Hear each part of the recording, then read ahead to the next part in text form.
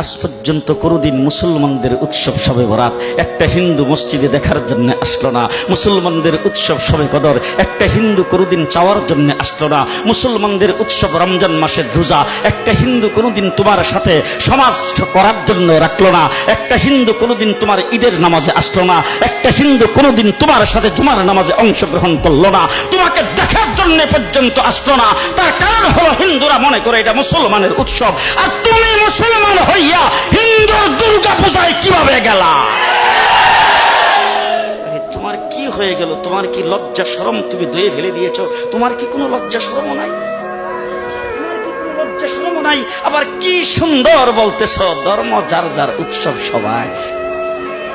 High high high, ও মুসলমান যুবকেরা ভালো করে শোনো, ধর্ম যার যার উৎসব সবার, তাইলে বিয়া যার যার বউ তো সবার।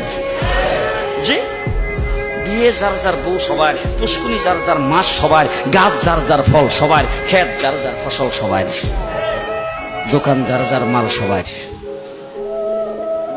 এখন ঘুমাইছে কি কথা বলেন না কেন?